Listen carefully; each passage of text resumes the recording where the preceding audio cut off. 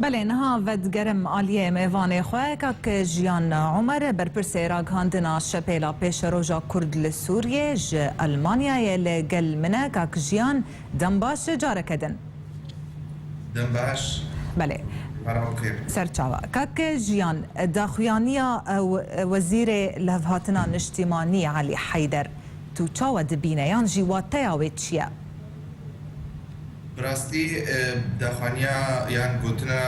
علی حیدر نا گوتنا کنوا یان جینا معلومات نود دی رونی جبرگو سه سال ام دبیجن و مگلک وینجی بلا کرن و راکاندنی گلک بچته وصا بلا کرن به چاوا رژیم سوری و هزین پیدی اجقدار هفر کردن یعنی اونا چتکی نه چتکی نوا گم بید زنن بلکی برنگی کی فرمین ها رژیم سوری دریا علی حیدر دبینات دی خویا کرن از بیناجی نزانم به جبوتش علي حيدر في تصريح دويدا ميدا دي اللي بس جمرة نتشتكي نوا ديار بجمرة دسبيكي بقو بيدي نم هيزا ريجيما سوري بتجارة بسرنات كتا ام زانن شورشا سوري 2011 بيكتا ملتي ما يكرد تشتكي طبيعي بقو خدال عليه شورشا تجي بي ريجيمي بارتيا بيدي دسبيكر جهدا خال علي رژیم گرد و پلان رژیم پلانی وینا پیکانی گو هریما کردی خد بند کنترل خدا جالبان سیاسی سیاست مدار کرد یک کسی درکتن جادا همو گرتن یک گشتن کوچبر کردن اب هریم خستن بند کنترل خدا و حتی نهاجی دیارت بجم ویدیو کابو بلا بقول حسن که جبریا شلیش هفته ایوا تیدا شربانه کی پیاده دبیجی رژیم المقلوب بوقتها هناك او بهفكت تكون ناكوكين نقباوان هذا الشيء بقول حسكي او هنا بدا بياخذ جو افريجي ما خاين منان وخوي بهبره خوار ما الشر بهبره كل يرو المقلوبينا يعني تشتكي نوع تشتكي خويا جمره جو بيدي وريجيم بهبره بردوام كل يكش وانا نكاري بي ايدي بجينا ريجيم السوري بي بيدي كاري بي هريمي بردوام كل ونا ابي دي جيت كاري بي وانا بردوام باش يعني اف نايمه واتايغو ريجيم وان دفران تسليمي بيدي و اسايشا ويكريا وهشتيا غوش خوري بريان دستلاتن الويدري افا بك صد يعني بيدي امر ريجيم ستاندا جو في كفاكاتونا اعلان بكي حتى وقتا دتشونا موسكو يعني دتشونا كونغري جدربي سوري بشار جعفر يجي بربرسي ريجيمي بردفكي وينا الامم المتحده تشتغلي جوتا جو اغاي صالح مسلم رونشتيا واجورد بيجم بشار روسيا بجوت ما جك دانا وانا واول جمع قائمه جي هاي ليستجي هاي بمتش سلاح دانا ومكلينجي وتشد ميدجي مع ريكاريا فرمي جوار الشيانديا واب سركفتنا جو ام الويدري همبري داعش دكن ام بهبره دكن ليه مخابن مثلا نتفرديا ريجيم السوري وقتها جو في كانت كي راس الشري داعش كي بهيدير بهبره ليه بس جبريا جو داعش شي شري ملتي كرد كرن وحتى نهاجي ريجيم السوري درفتي نادي جو هيزي كردي در باسوبن درفتي نادي جو بارتي كردي ملتي كرد ارمانجا خوبك بين دوي هريمي دا أما وهناك دركب نيبيشن باشا معدم ريجيم عالمت كي مستعد تسيخو بخنا تستي شيطان دجي والشريط داعش لكن باشا تشمات مستعد تسيخو بخي تستي شيطان دا وتستيخو ناخي دستي ملتي خوي كردا مزعنن حفتهشت هزار بيشمرقي كردي سوريا انا بيشمرناك بيشمرقي زيرباني دا بيشمرقي روجافا شمات تناهي لعوانا درباس مت مستعد بشيطان ركاب بكي لتنا مستعد براي خوي كرد ركاب بكي ليه تشما بله وقتا جو ريجيم السوري بده بي وهرجار تقين شي بن وهرجار كشتن شي بي وت آراميد و هريمه ده چينه بيش بر ريجيم السوري جو آرامي شي بو مجبوره جو جور دركبي او خوازه جو بمني تقينك الفرشي بوك القام شلو شي بي تقينك الحسكه شي بي ايريشك جالي داعش فوري بدري اجبو جو ريجيم كاربي بردوام لتشما بي دي السيرفي كي مكرنا اعترافنا كي جو هما هنجي هيد ناف براوي وريجيم ده او هرتم دبيجه ام نبريجيم رنا وام تهما هنجي بيرناكن باشە پێدێ ژمەرە هاتیە دیارکردن گۆ پێدێ سیاسەتا خۆ ولودکاری بسەر بەخیگەرەکە د خیتابێوی ناهەبن درەنگێ خیتابێ نام خیتابێکی وەختا دەچێت دەردکەبێ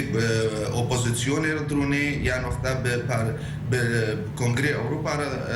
کنگرێ ئەوروپا چێت بن حاضر دەبێ تێدە دەبێژێ ئەم نەبژێ ژیمێرەنە ئەم هێزەکە لیبەرالن ئەم هێزەکە دیموکراتن ئەم نەب ڕێجیما سووریرەنە و وەختا گوتێ هەندروێ سووریدا ژرێجیمەرە دەبێژێ ئەم دەچنە کنگرێش دەر بە ئەم ڤات شتا دەبێژن ژ بۆ ئەمکارە بن بەردەوام بکەن ژ بۆ ئەم ئاریکاریە ژاری وانا بێژی بستێنن لێ بەس هون زارن ئەم بۆرەنە یعنی د خطابة دوجينا أم زان مثلا درس كبير سراق عندنا عربي جي وسراق عندنا دنيا تبجد بيجن ما خونا كردستاني عبيدي خونا دولتنا تو ما نما متخوازن نما كردستان كسر بخود خوازن أم الديمقراطيين أم كانتونا تخوازن نابك در خستش خورنا بيكنا الأمة الديمقراطية بيجنا فينات خوازن وقتا قوتين واشرباني ماي كرد خورتي كرد تخنا ناف خدا ومجيه وانا دشون بنابي كرد وكردستاني وخوني كردستاني وفكري اوجران بري قدر متخوازن كردستان كسر بخود شي بكن خطاباتي وانا تبي هافن آلدار خليل ويروجي دركت السرع عندنا كعربي قد قو ام ناخوازن دولة كردي اشتوي نافجي الهام احمد دركت وصا قوتا خطاباتي وانا مجبور نقول خطابه بدل جبوجو كاربن حنيك خب ملتي كرد كن جاري كيبا وجبوجو بير بارتي اخوا وارمان جخوني سياسي جي بيك بينن حتى جي جو ملتي كرد خنت خدمتها خذا وتكونوا قربان فيفا بيلانا وقال لك جرب سرناك من جي امزان استنى يرو دروشك خراب دي كردستان كاك جيان وتمشي دستي بيدي تدنا كردستان يا كمين اغو باش بيبت شي كردستان باشوره هريما كردستانيا او تنيجي جبوجو بيدي هنا بله كاك جيان ريجيم اعترافه بفان كانتونان وبفان ريفابرين جو بيدي رازكين دبيجه ام بيناكن لدما شرده ودما جو او دخوازت بيجه هم هنجيد نافبرا مدى هيا وام بهفره شريده عشيدكن قالوا سياسته جو ريجيم وبيدي دخوازه بسبينه لروش افاي كردستان تشيا هروها ام دبيجن ريجيما السوري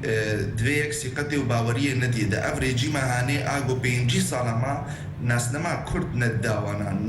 اعتراف ندقر قو ملتكي كرد سرعة اخوانا نبس وساجي ندهي لشتا قو ناس نما سوري جي بقهيسي 100-400 هزار كسي ما كرد باجاني ما قلق فقير تكرن دعدو الظلم دك هاند الملتي ما برنغاز الويدري ما تقول افري ريجيما هاني مستحيل قو تشتك بدي ملتي كرد نادي ملتي عرب ايقو او جواناي او خو عربا دقو جويك شلو بدي كردا او ايروش خور كردا بكاردني دوي باوريه دا با از دوی باوریه دما گو ایرو رژیم سوری جوی کریزا خو خلاص ببه و شورش بشکنه اد سوری دا و وگره وکبری بهز و دیسانه و برد پیاده و بجی اف کسی هانی کس نتیرون ایرو گو ترکی بخوازه هفیوینه که برژیم سوری شیک وک هفیوینه آدنا انا آگو چیکر بون د پشتی گرتنا عبدالله اوجرانده بردانه وانا و بروجانا جی بدهن حوالی پکاکی تسلیمی رژیم ترکی تکرن ددنا خو یکن اف رژیم هانی مصلحه خود گری لی بس پیاده المصلحه کیت پرسی پیاده ایرو گو مصلحه ملت پر کرد نپارزه دوی در فتا دیروکی ده و تاریخ لعنت الپیاده بینش بر ایرو در فتا که دیروکی هاتش ملت ما کرد را ام تکارن رژیم سوری گلکی ضعیف بوا و ام کرد جی دناف دنیای دناف دولت جهانی ده بناف و دنگن و دولت جهانی تخوازن گو خونیزی کی کرد بکن لی مخابن پیاده دكيد ما دكشينا ويق وناغي جو الشركة كردي تشيبي وبيجي أفانا وي في درفتا هاني بخيت خدمتها ريجيما السوري ده يعني تشتي خواني بار حزبي بيكتيني نب مصلحتها قشتي أملتي كرد فكري أو دبيجي جو إيرو شريكنا متشيبن دفي أم إدارة هاني ندستيم ده تاني بيت في شريك مجوا بارتي ديها بد في إدارة في منطقة دستي حمو آلي كري كردي ده بن أو فينا ناخوازن ومغامرات كنوكا قمارد ليزن أو قمارك ليزن بيجن امي وصا بردوان بكن بلكي ريجيم هاري وافهرين بكفي دستيمه تنيده واميكي جوا بارتي دي واليه دي كردي نهي درباسي فيدري بله جيان عمر بربرسيرا كاندنا شبيلا بيش روجا كرد لسوريا المانيا يتلقى المبوي جالكس باس